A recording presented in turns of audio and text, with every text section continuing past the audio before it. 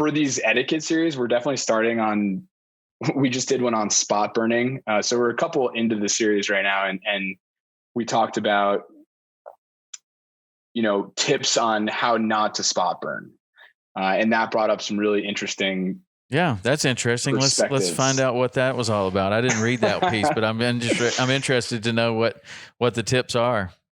Yeah, I mean, well, for the first thing we had to be careful is because like people see us as a big Instagram platform that built our audience through this Instagram platform. As people have called us out for spot burning in the past, but that's something we've definitely, as we've evolved, we've tried to be a lot more careful with that. But things like blurring out the backgrounds of your image, or I got to dive into the actual article. I was more focused on the comments that we were getting on Instagram after we posted. And honestly, that's an interesting topic as well, because some people were saying their spots, and I'm not going to go into too much depth. Maybe you could take a look at some of those comments, but there was definitely some people saying that it was almost elitist for not sharing your spots, and that all these spots are Mother Nature's spots, and that people shouldn't be keeping secrets about their fishing spots. And we didn't really agree with that. I'd be interested to hear what your perspective is on that. But yeah, it's interesting. This is a very interesting conversation, because, as a young angler that doesn't have a lot of spots, you're so hungry for spots that you don't see why anybody would, why not? I'll tell anybody where I'm fishing, but then as someone who has been around a little while, you really learn something that other people don't know. And it's like wealth. It's like, I mean, it's a completely different experience, and it's a completely different experience because people aren't going there. Those fish are not being pressured. They're not being bothered.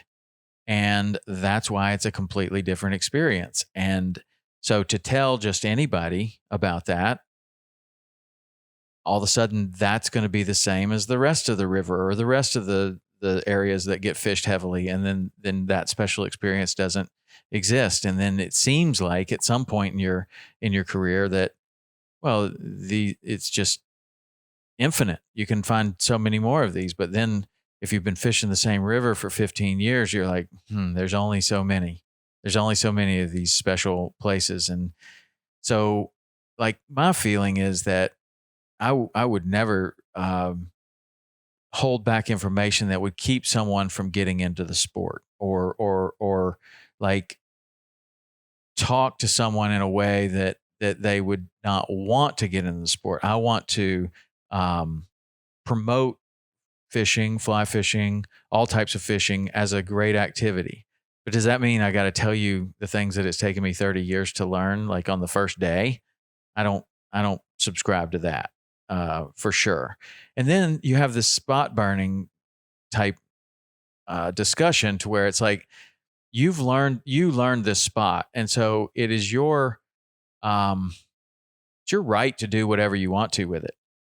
But other people know this spot too. And so when you give it up, like the coordinates and the trail that it took to get there and everything else, don't be surprised when other people aren't that super happy with you. I mean, some people are going to be because they just learned a new spot. Other people are not going to be super happy because you just brought 150 people into this little spot that can really only accommodate one or two. So I think it takes some wisdom of understanding when a spot is super fragile and it just can't take that kind of pressure. And that's a spot that you have to be very, very, very careful of just putting out to public knowledge, something that, in a weekend, it doesn't exist anymore. So, I don't know. It's a tough thing because you want to encourage the less experienced anglers, but then you want to protect the spots that the more experienced anglers have found. And it becomes a real delicate balance, and it becomes something that I think, pretty much everyone at some point has experienced the highs and the lows with that, of like, yeah, I showed this guy, how to fish and gave them a spot, and now they're having a really good time, and that's very rewarding. But then you can do the same thing to another spot, and it's like, man, I guess it kind of blew that spot up because I've never been able to fish there by myself again since that article or that picture or whatever. But I don't know. I would imagine that the comments on social media are wide ranging on something like that. Definitely.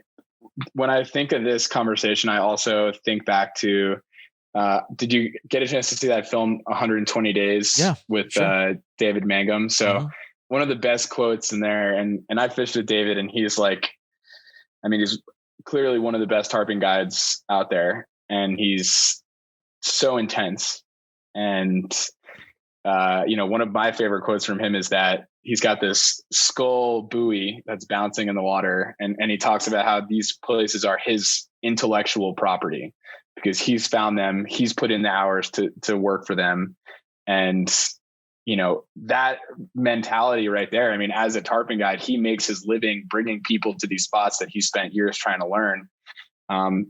Obviously it's a little bit different than a trout stream where there's only so many spots you can actually have as a guide, where there's probably a little bit more or a lot more research that goes into some of these tarpon spots. I mean, you've trout guided and you've saltwater guided, so I'm sure you've seen the difference in those fisheries. But I don't know. I don't know what your opinion is on intellectual property or if that's a thing.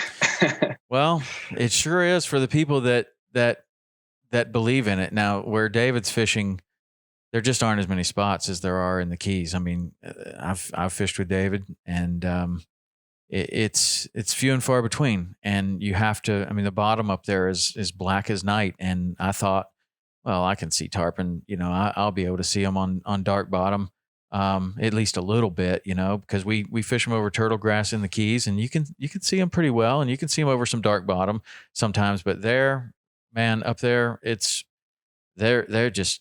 You can't see them. I mean, it's really, really difficult to see them, especially when you get the afternoon thunderstorms and which pop up every afternoon, and there's just not a lot of places. So I can certainly see where David's coming from of, he found these spots that it's possible to fly fish for the tarpon.